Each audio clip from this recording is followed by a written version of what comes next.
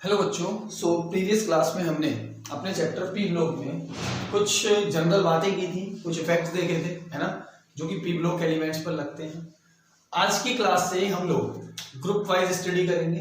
Class 11th के लिए group 13 और ग्रुप 14 आपके सिलेबस में है। दो ग्रुप्स आपको पढ़ने हैं, एक तो बोरॉन फैमिली और एक कार्बन फैमिली। ठीक है, तो सबसे पहले आज हम ग्रुप नंबर 13 को डिस्कस कर रहे हैं, है ना। आपको पता है ग्रुप नंबर 13 में कौन कौन से एलिमेंट्स आते हैं। कुछ बातें वापस से कर लें, अगर मैंने आपको प्रीवियस लेक्चर में भी बताया था, फिर भी थोड़ा सा 2 मिनट में बता देते हैं ताकि आपको कुछ ऐसा ना लगे अगर आप पहली बार ही वीडियो देख रहे हैं तो। बोरॉन, एल्यूमिनियम, गैलियम, इंडियम और थैलियम, ये 5 एलिमेंट होते हैं, है ना, जो कौन से ग्रुप में आते हैं, ग्रुप नंबर 13 में आते हैं। ठीक है, हमने इसके कॉन्फ़िगरेशन की बात की थी, तो इन सबका कॉन्फ़िगरेशन आप किस तरह लिख सकते हैं, NH2NP1।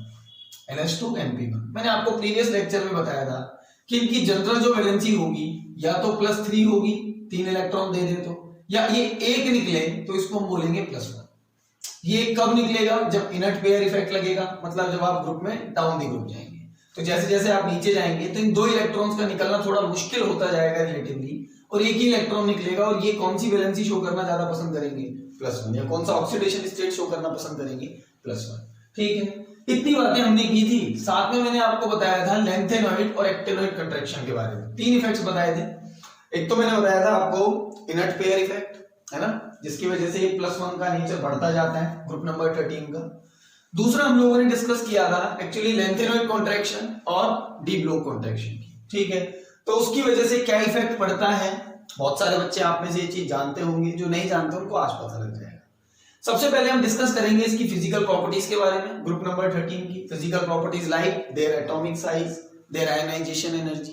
ठीक है, और फिर इसके बाद हम ग्रुप नंबर 13 की कुछ केमिकल प्रॉपर्टीज को देखेंगे, कुछ केमिकल रिएक्शंस को देखेंगे। ठीक है, फिर एक एक करके सारे एलिमेंट्स की प्रॉपर्टीज पढ़ेंगे। ठीक है, तो बहुत सारी रिएक्शंस आएंगी, उनमें से कुछ ऐसी होंगी जो आपको डायरेक्ट याद रखनी है, कुछ ऐसी होंगी जो आप प्रीवियस क्लासेस में, प्रीवियस चैप्टर्स में पढ़ चुके हो, और कुछ नई भी होंगी जो आपको याद रखनी पड़ेंगे। इसकी सारी रिएक्शंस, ऑलमोस्ट सारी रिएक्शन आपको याद नहीं करनी, मैं आपको बताता जाऊंगा कि आपको कौन कौन सी रिएक्शन इनकी याद रखनी है। ठीक है, जो इंपॉर्टेंट रिएक्शंस हैं उन्हीं को आप याद रखें, दूसरी पढ़ें और पढ़ के साइड में जाने दें। ठीक है, तो चलिए शुरू करते हैं ग्रुप नंबर 13 की फिजिकल प्रॉपर्टी। और सबसे पहली फिजिकल प्रॉपर्टी होगी हमारी एटॉमिक साइज। हेडिंग लगाएंगे आप लोग मेरे साथ, physical properties, physical properties of group 13 elements, group 13 elements. और सबसे पहली फिजिकल प्रॉपर्टी है आपकी एटॉमिक साइज। तो आप लोगों को पता है कि जब आप डाउन दी ग्रुप जाते हैं तो एटॉमिक साइज इंक्रीज करता है, क्योंकि नंबर ऑफ शेल इंक्रीज करते हैं। लेकिन जिसने लेंथेनॉइड कॉन्ट्रैक्शन और डी ब्लॉक कॉन्ट्रैक्शन पढ़ा है वो ये जानता है कि यहां पर एटॉमिक साइज का जो ट्रेंड होता है वो रेगुलर नहीं होता, इर्रेगुलर होता है, ड्यू टू दीज इफेक्ट्स, है ना।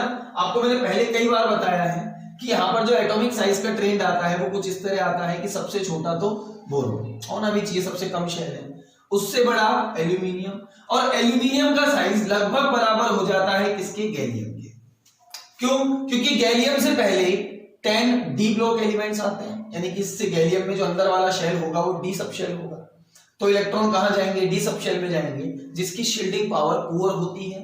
और due to poor shielding effect इसका इफेक्टिव न्यूक्लियर चार्ज ज्यादा हो जाता है। तो शेल बढ़ा, उसकी वजह से साइज बढ़ा, but shielding effect poor, nuclear charge ज्यादा, तो उसकी वजह से साइज डिक्रीज भी हुआ। तो दोनों एक दूसरे को लगभग कैंसिल आउट कर देते हैं। ठीक है, और इन दोनों का साइज लगभग बराबर हो जाता है।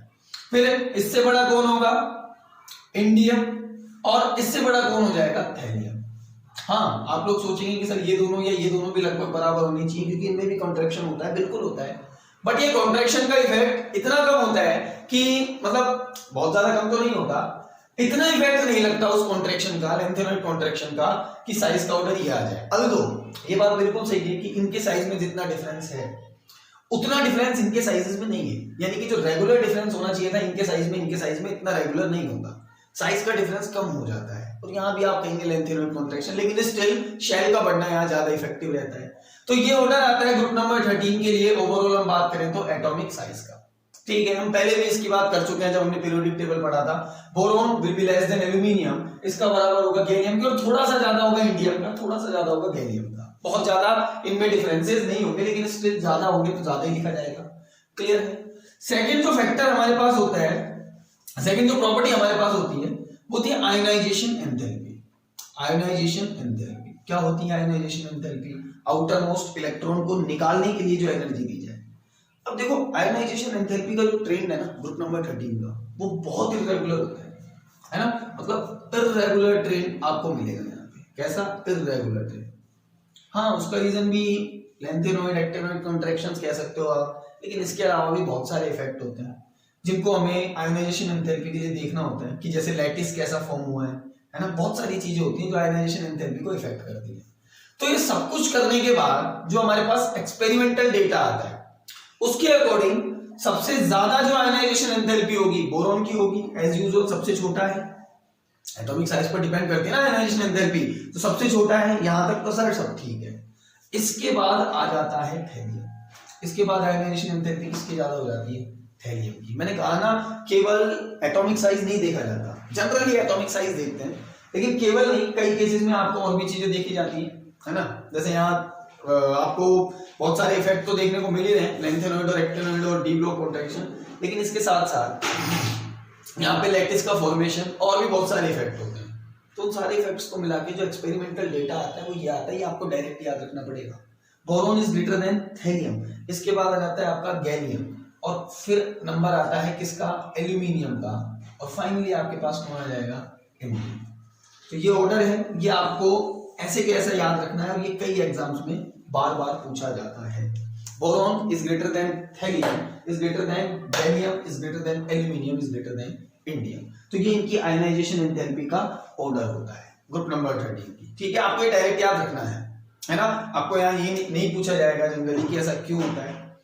बताने को रीजन बता सकते हैं, lanthanoid contraction, D block contraction और लैटिस फॉर्मेशन भी इसका रीजन होता है, लेकिन हमसे पूछा नहीं जाता, हम ये डायरेक्ट याद रखना है। ठीक है, चलिए, तो ये थी फिजिकल प्रॉपर्टीज, इतनी पढ़नी है बस, और तो क्या पढ़े इसमें, है ना। बाकी सारी चीजें तो आप जानते ही हो, है ना, हमने पढ़ी है पीरियोडिक टेबल में। चलो नेक्स्ट जो ज्यादा इंपॉर्टेंट है, जिसके लिए लेक्चर है, वो है इनकी केमिकल प्रॉपर्टीज। हेडिंग लगाएंगे आप, केमिकल रिएक्शंस या chemical properties of group 13 elements.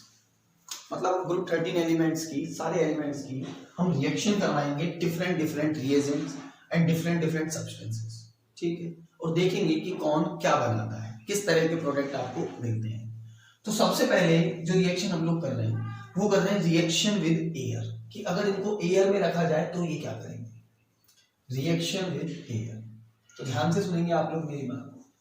Air में रखने पर ये जो ग्रुप 13 के एलिमेंट्स हैं ये ऑक्साइड का फॉर्मेशन करते हैं, और दो तरह के ऑक्साइड जनरली ये बनाते हैं। अगर मैं किसी ग्रुप नंबर 13 के एलिमेंट को M से रिप्रेजेंट करूं, M क्या हो सकता है? M हो सकता है boron, aluminium, gallium, indium, thallium, कुछ भी हो सकता है।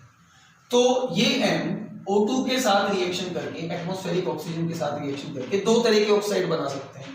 या तो ये बनाएंगे M2O3, या ये बनाएंगे N। हो सकता है नहीं भी बनाए, हो सकता है कुछ ऐसे एलिमेंट हो इसमें जो नहीं भी बनाए। तो जनरल जो बात है वो यही है कि ये दो तरह के ऑक्साइड्स बनाते हैं, एक बनाते हैं M2O3, एक बनाते हैं N। ठीक है, अब एक एक एलिमेंट की बात कर लेते हैं। अगर मैं बात करूं बोरोन की, तो बोरोन ऑक्सीजन के साथ रिएक्ट करता है। कौन सा बोरोन? इम्प्योर बोरोन, मतलब इसमें इम्प्योरिटीज प्रेजेंट है बोरोन। अगर इम्प्योर बोरोन की रिएक्शन मैं ऑक्सीजन के साथ कराऊं तो ये M2O3 टाइप का ऑक्साइड बनाएगा, यानी कि B2O3 टाइप का। समझ रहे हैं आप मेरी बात को? किस तरह का? B2O3 तरह का O3 टाइप का ऑक्साइड बनाएगा, जहां इसका ऑक्सीडेशन स्टेट कितना होगा?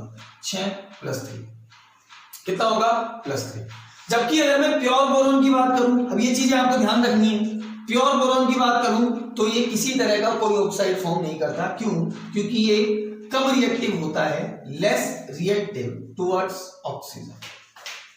क्लियर है मेरी बात? या ये तो बात हो गई बोरोन की। फिर से देख लें एक बार कि बोरोन B2O3 टाइप का ऑक्साइड बनाता है, यूजुअल सी बात है, +3 में रहना पसंद करेगा।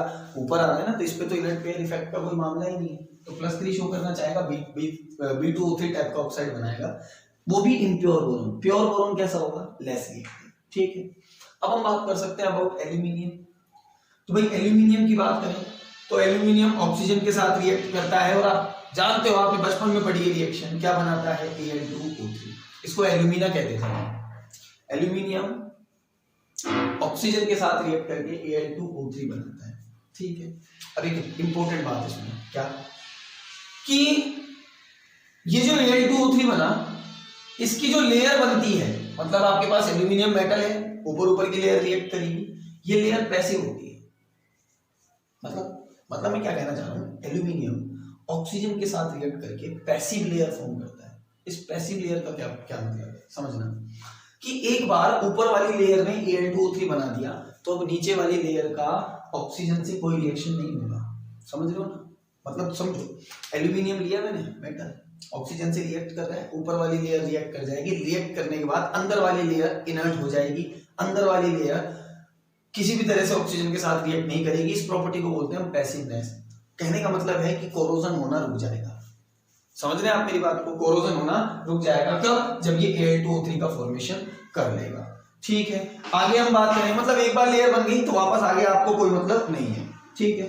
अच्छा, इसके बाद हम बात करें बाकी दो एलिमेंट गैलियम और इंडियम की, तो इनको कोई मतलब नहीं है ऑक्सीजन से, do not react with metal, do not react with oxygen, sorry do not react with oxygen. और अगर मैं बात करूं थैलियम की, तो थैलियम बनाता है TLO टाइप का ऑक्साइड। मैंने कहा ना दो तरह के ऑक्साइड बनाते हैं, एक तो बनाते हैं M2O3 और एक बनाता है MO। तो जो थैलियम है वो किस टाइप का ऑक्साइड बनाता है, TLO, ठीक है। Boron, impure boron B2O3, aluminium Al2O3, ये दोनों रिएक्ट ही नहीं करते, और ये क्या बनाता है, TL, ठीक है। तो ये इसके ऑक्साइड्स हैं, आपको ध्यान रखने हैं, ठीक है। तो ये तो थी reaction with air. Second reaction in elements की लिखेंगे हम लोग, रिएक्शन विद एसिड्स, है ना। नोट्स जरूर बनाएं, क्योंकि ये रिएक्शंस जो हैं काफी इंपॉर्टेंट रिएक्शंस हैं, और नोट्स बनाएंगे तो साथ साथ दिमाग में घुसती जाएंगी, याद होती जाएंगी, ठीक है। तो सेकेंड रिएक्शन हमारे पास जो है, मार्कर बदलते हैं, इंक डालते हैं इसमें। सेकेंड रिएक्शन है जो हमारे पास, वो है रिएक्शन विद एसिड्स।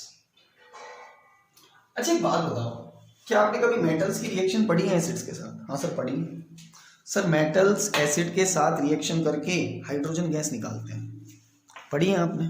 क्या हर एसिड के साथ ऐसा होता है? नहीं, ये होता है नॉन ऑक्सीडाइजिंग एसिड्स के साथ। नॉन ऑक्सीडाइजिंग एसिड्स मतलब जैसे H2SO4 हो गया, है ना, जैसे डाइल्यूट HNO3 हो गया, तो इनको हम नॉन ऑक्सीडाइजिंग एसिड्स कह सकते हैं।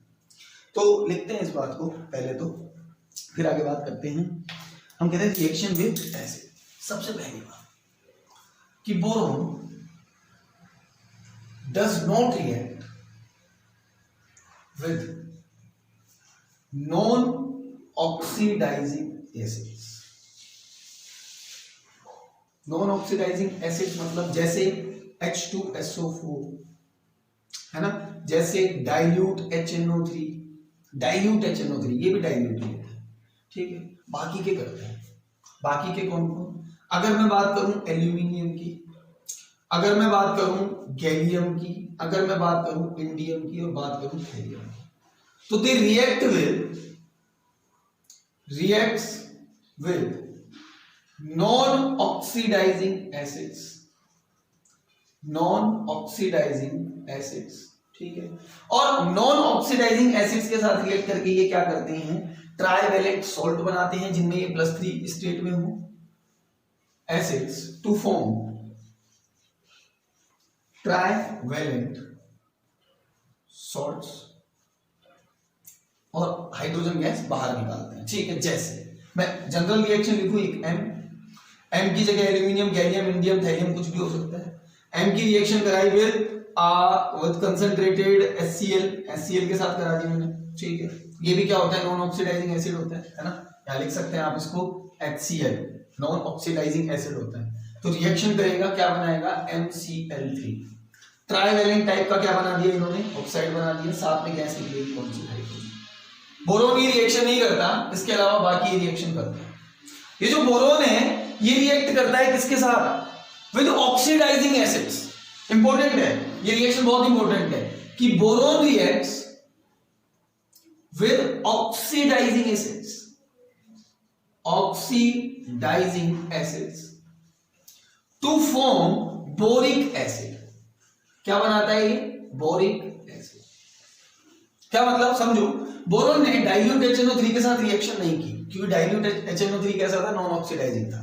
ठीक है, नॉन ऑक्सीडाइजिंग था। बोरोन मेटल के अंदर नहीं आता है, आप देखेंगे मेटलोइड्स में आता है। तो मेटल्स की रिएक्शन होती है तो, है ना, और सारी मेटल्स भी ये रिएक्शन नहीं देती, है ना। अच्छा, जो बोरोन है ना, ये रिएक्ट करता है कंसंट्रेटेड HNO3 के साथ और क्या बनाता है? बोरिक एसिड बनाता है, मतलब B3HO3। इस तरह का S3BO3 सॉरी S3BO3 इसको बोलते हैं बोरिक एसिड। क्या बोलते हैं इसको? Boric acid. क्लियर हो गई बात मेरी? किसके साथ बनाता है? ऑक्सीडाइजिंग एसिड्स के साथ। ये बात आपको ध्यान रखनी है, ऑक्सीडाइजिंग एसिड्स के साथ। साथ में गैस निकलेगी कौन सी? NO2। आपको कुछ कुछ बात समझ में आ रही होगी। क्या कहा मैंने? एसिड्स के साथ रिएक्शन।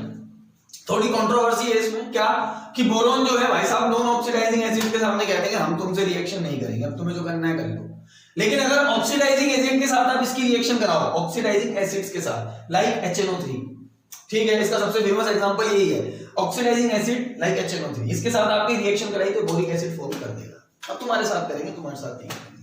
बाकी सारे एल्यूमिनियम हो गया, गैलियम, इंडियम, टैलियम, थैलियम, ये सब रिएक्शन करते हैं किसके साथ? नॉन ऑक्सीडाइजिंग एसिड्स के साथ और ट्राइवेलेंट सॉल्ट बना देते हैं। H2SO4 के साथ भी करेंगे, है ना, वहां उसका ट्राइवेलेंट सॉल्ट बना देंगे। ठीक है, तो ये रिएक्शन थी इनकी किसके साथ? With acids. ठीक है, अच्छा, नेक्स्ट हम रिएक्शन की बात कर सकते हैं। एसिड्स के साथ करा दी तो बेस के साथ भी करा देते हैं, क्या दिक्कत है? फर्स्ट रिएक्शन हमने किसके साथ पढ़ी? बोलो, रिवाइज करते रहो साथ साथ, है ना। फर्स्ट रिएक्शन हमने पढ़ी किसके साथ? With oxygen. हमने देखा ऑक्सीजन के साथ क्या होता है? बोरोन B2O3 टाइप का ऑक्साइड बनाता है, एल्यूमिनियम Al2O3 टाइप का ऑक्साइड बनाता है। ये बात ध्यान रखने की है कि एल्यूमिनियम पर Al2O3 की पैसिव लेयर बन जाती है, मतलब आगे उसका कोरोजन नहीं होता। ऊपर वाली लेयर रिएक्शन कर जाएगी, अंदर वाली नहीं करेगी।